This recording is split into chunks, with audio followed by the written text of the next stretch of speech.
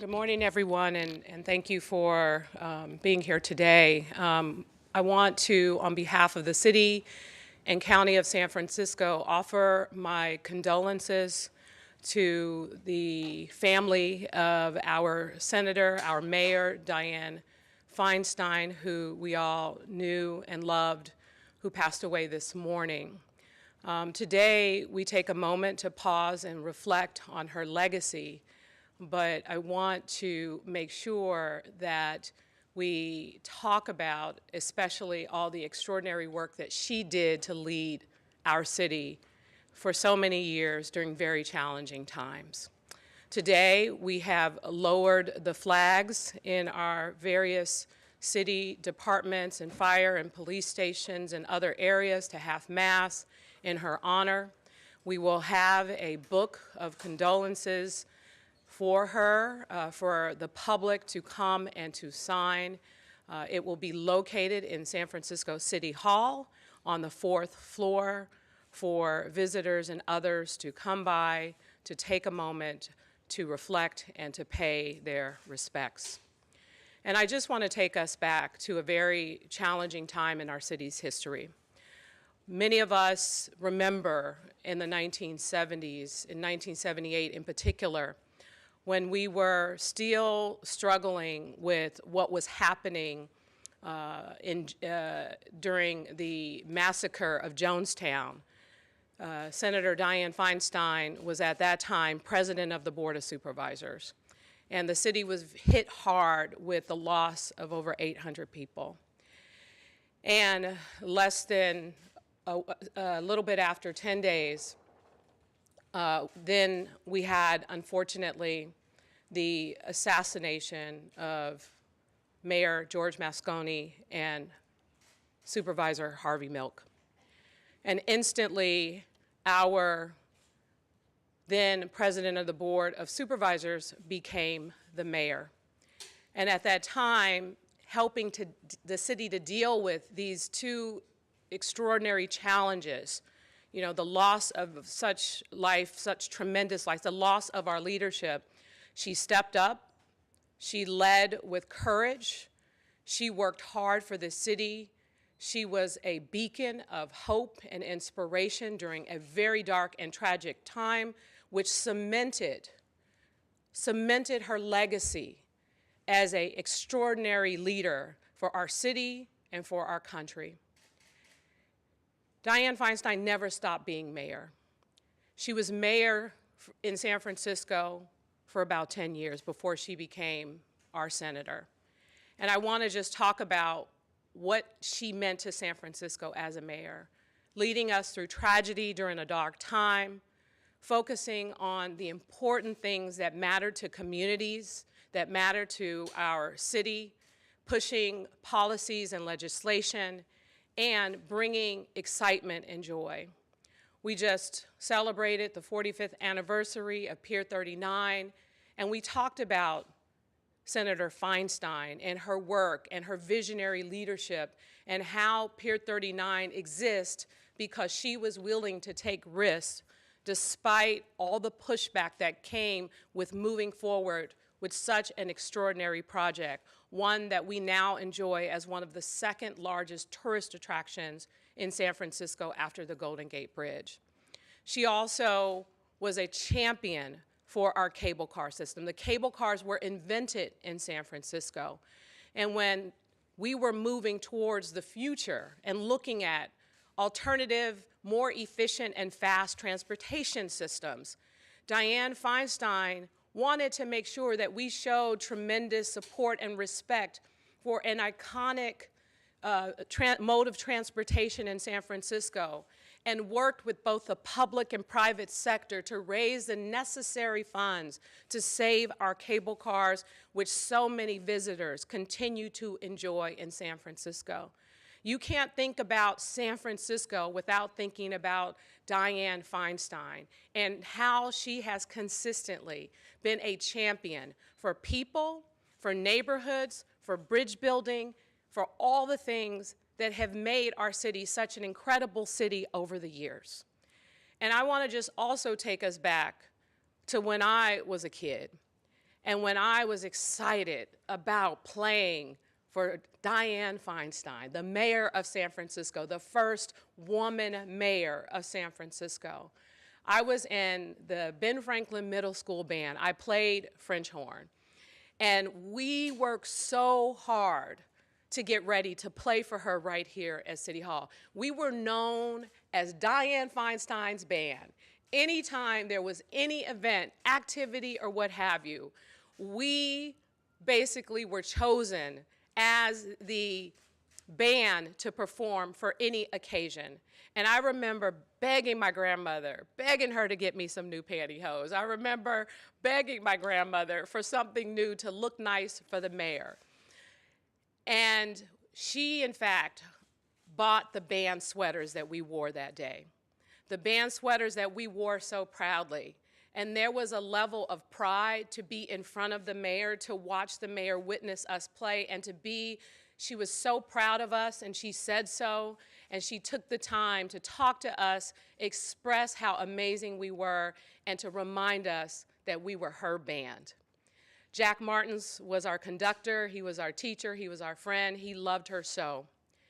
And in fact, when the 49ers won the Super Bowl, and she loved the San Francisco 49ers, they had a big celebration at the Fairmont Hotel. And you know that the Ben Franklin Middle School band was right there to play for her. She stopped by to say hi to us. She made sure she brought over Joe Montana. And let me tell you, that was one of the best moments of my life. I still remember it today.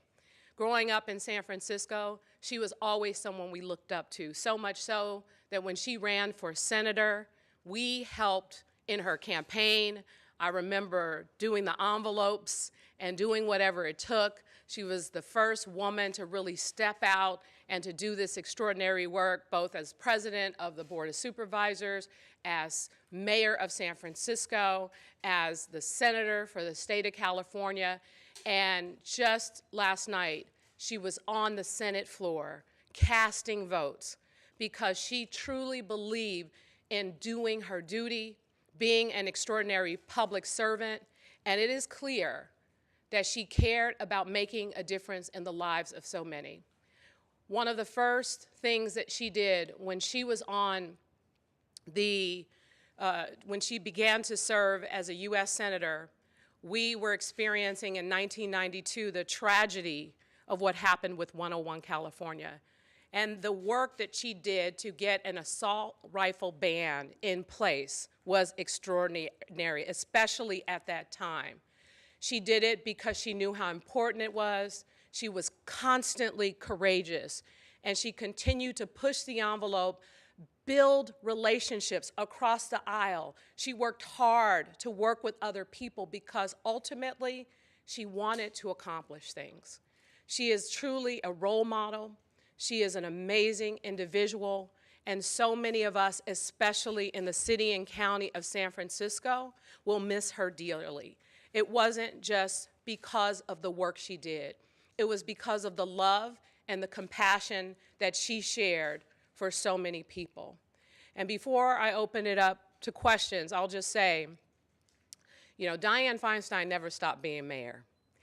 Whether she was calling me to ask for something to be done or calling my chief of staff, Sean Ellsberg, who used to work for her, and any little thing was not too little for Dianne Feinstein. If there was something wrong with a sidewalk, a corner, an issue, it did not matter. She took the time because she cared so deeply about seeing San Francisco look and feel good and wanted to make sure that what we were doing here on the local level was a great example of how to make significant changes, and she wanted us to make those changes and make San Francisco look and feel good for everyone who was a part of the fabric of San Francisco.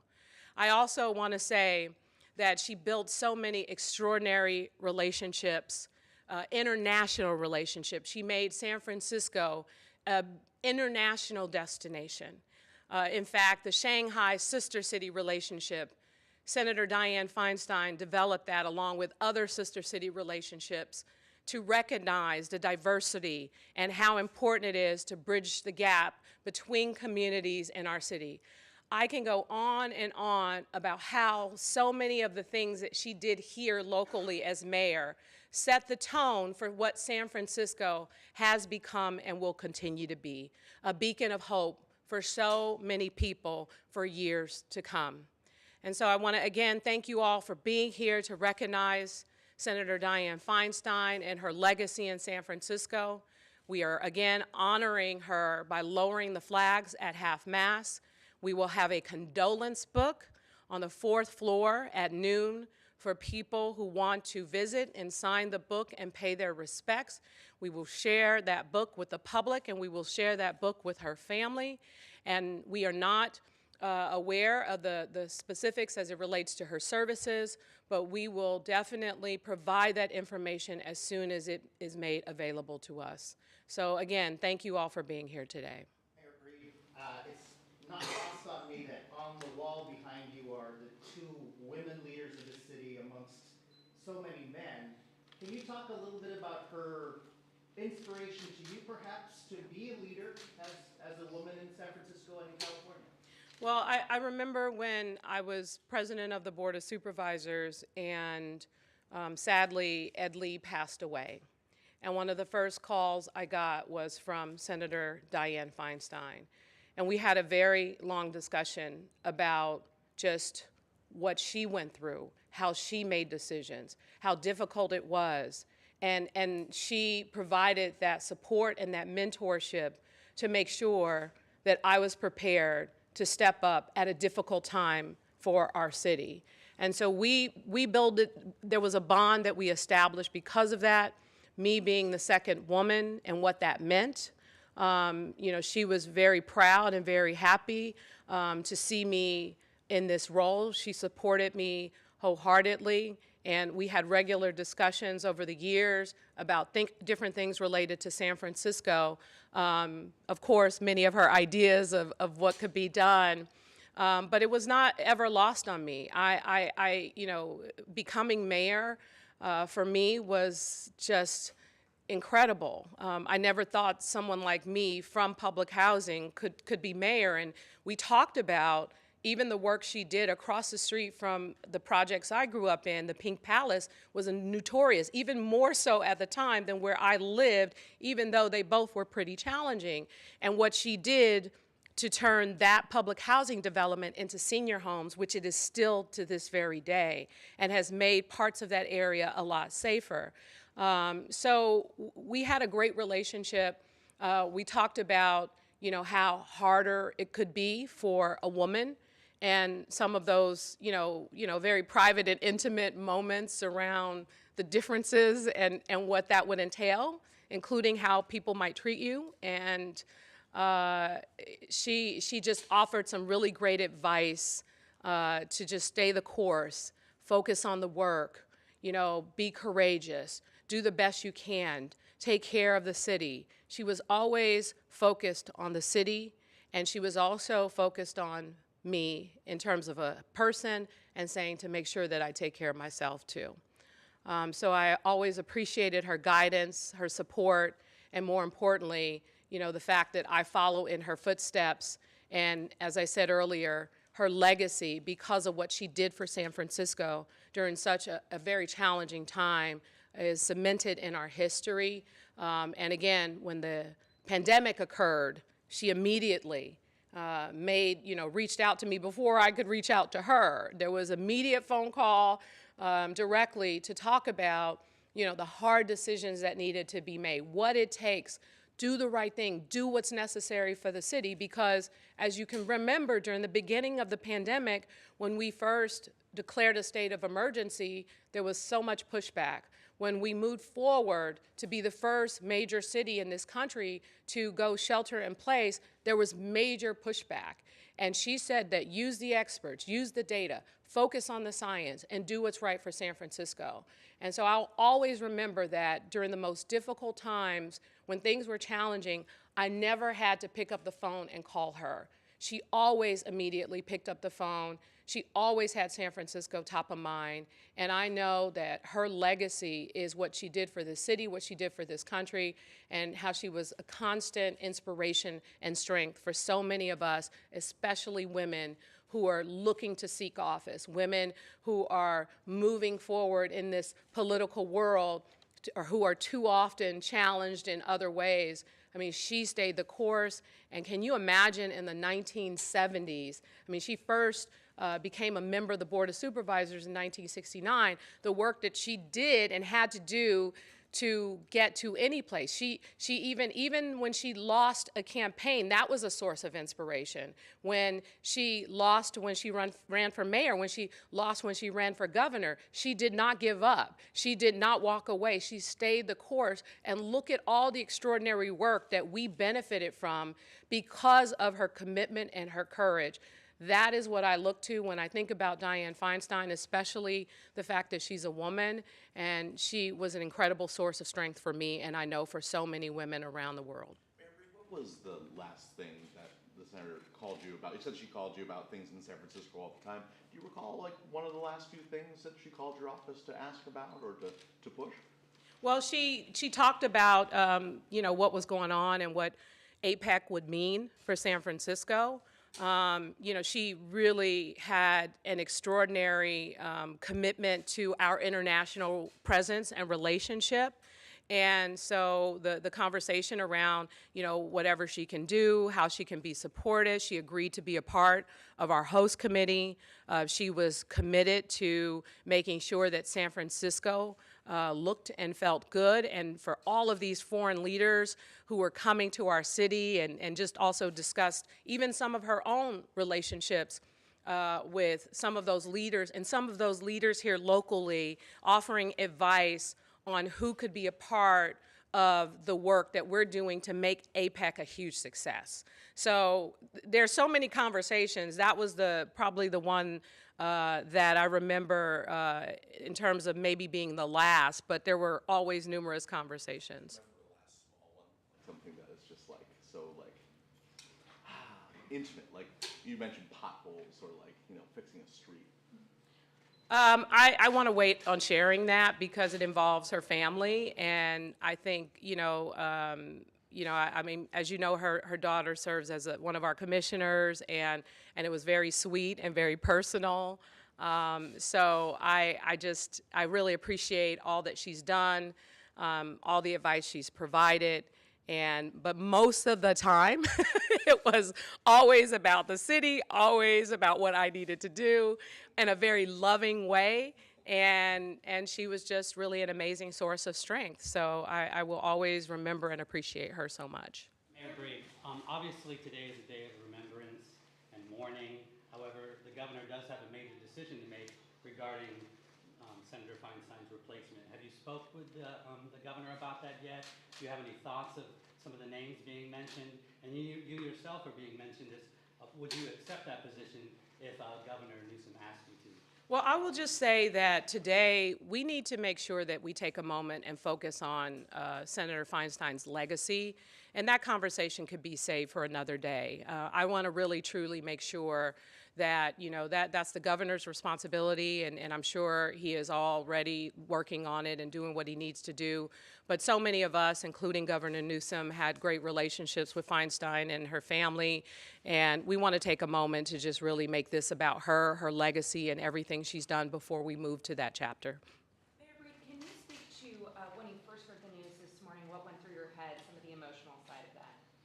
Well, some of the first thought to me was her family, you know, her daughter, her granddaughter, and, you know, her close friends and the people who really loved and care about her. You know, I also thought about my chief of staff who worked closely with her as well, and just what people were going through and what that would mean. I thought about some of the other mayors who, you know, I had a chance to reach out to and had a conversation with former Mayor Willie Brown. I received a number of phone calls, text messages, and just, you know, really thought about, you know, all the people that loved Senator Feinstein so, and including so many San Franciscans. I mean, again, we were at Pier 39 yesterday, and her name was mentioned. We were celebrating the anniversary of the cable car, and her name was mentioned. Like, all of these things that she had a role in various capacities, you know, she really is a part of the fabric of San Francisco. So what went through my head is how important it is that we do justice to her legacy, how important it is that we show respect to the people who loved her so much, and it was also really important that we give the public an opportunity to express themselves, because there are so many people that have feelings about what they want to say. And I mentioned earlier how I played in the advanced band at Benjamin Franklin Middle School, and how I was thinking about Mr. Martins and people who played for Dianne Feinstein, people who I grew up with. And so I know there's a lot of feelings and emotions going on, and I just think it's so important today that we really, truly try to focus on Senator Feinstein and her legacy. Do you know what opportunities there will be for the public to mourn her here in San Francisco moving forward, when there will be a funeral or any services? Yes, and I said earlier, today we will have a condolence book on the 4th floor at noon for people to come by and to sign. We moved it upstairs. We wanted people to have a peaceful place. There's a lot of activity still going on in City Hall. On the first floors and other areas, and that is the most, you know, quiet area of City Hall, which is why we're putting it there. That'll be at noon today.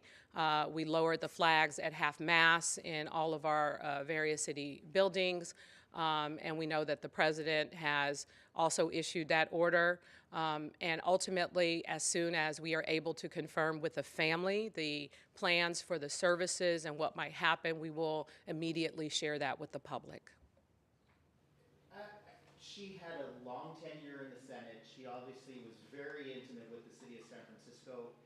You mentioned this a little bit earlier. Can you talk a little bit about, I mean, I know part of her legacy is this service, but I mean, there's some challenges now in her absence.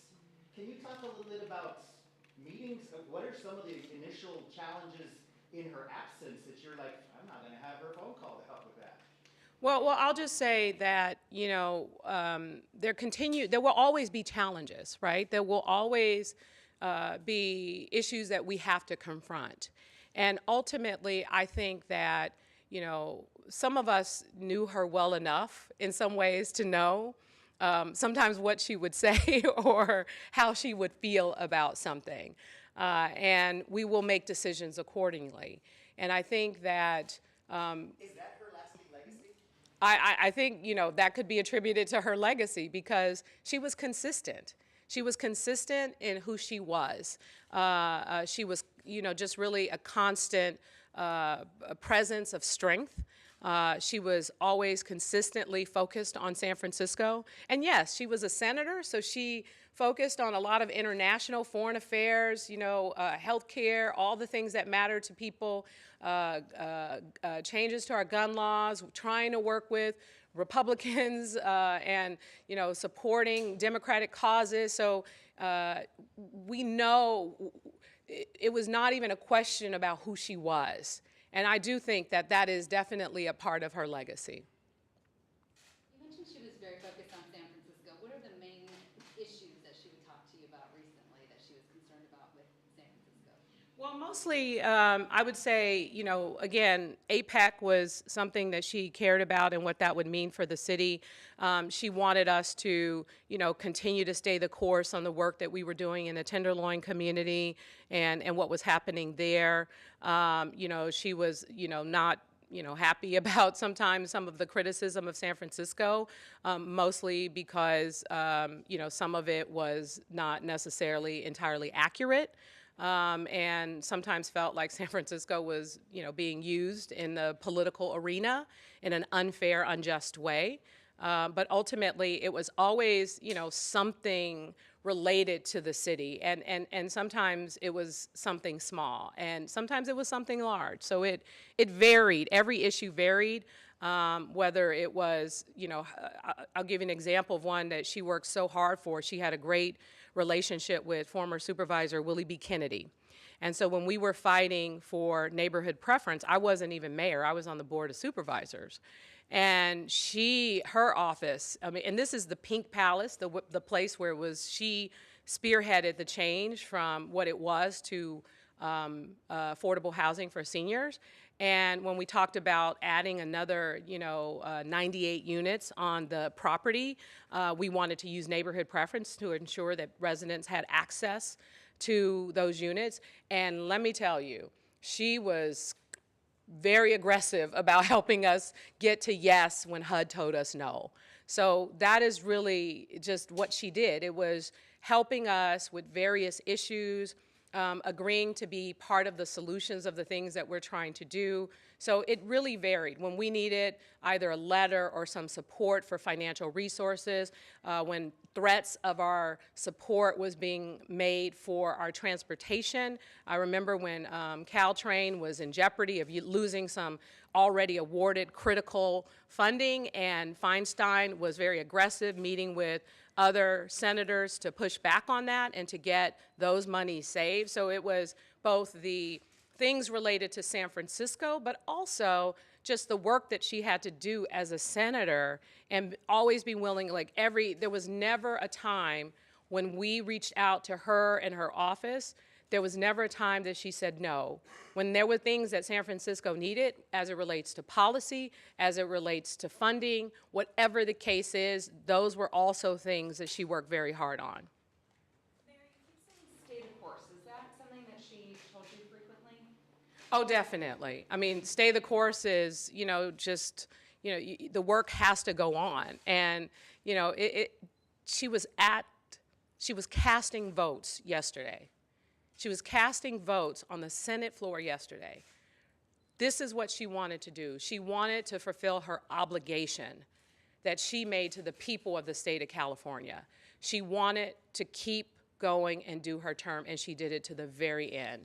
And that is, again, truly a testament to her strength of spirit, and also to her consistency in wanting to see the work get done. Do you think it was unfair sometimes people asking that she should consider retiring? I mean, you're talking about her voting all the way up to the last day of her life. That was some of the calls in the last few years. Do you think that those calls were unfair? I think, unfortunately, it was disappointing to see, the overwhelming support and the push in that direction. Again, going back to what she's done, her strength, and especially as a woman, because, sometimes you don't always see that happen in the same way for men who are in the Senate. And ultimately, I think that she did what she felt was best to do, and she, I think, in her last vote, demonstrated that she was going to do exactly what she wanted and needed to do to the very end. People have been talking negatively about San Francisco quite a lot on the national level recently, especially from critics, saying, San Francisco has lost its specialness. She often spoke and fought for recognition of San Francisco's specialness. Can you talk about that? Can you talk about any conversations you had with her about keeping San Francisco vital? Yeah, and I'll just say again what I said earlier, just in terms of how nowadays the desire to find something in San Francisco, and San Francisco used in that way, and part of the conversations around, the political people who have gone on to do, like Senator Feinstein, Kamala Harris, who's our vice president, Gavin Newsom, who's our governor, and who, these are really, really incredible people, who come out of San Francisco, who become trailblazers and leaders on a national stage in our country, and the belief that San Francisco is, unfortunately, sometimes the target, because the goal is to stop that from happening and to stop the various people who come out of San Francisco and end up in these extraordinary positions from being as effective, and to point to San Francisco in that way. But the fact is, we all know, and people especially who come to San Francisco, we all know that you know, San Francisco, like other major cities, experience challenges.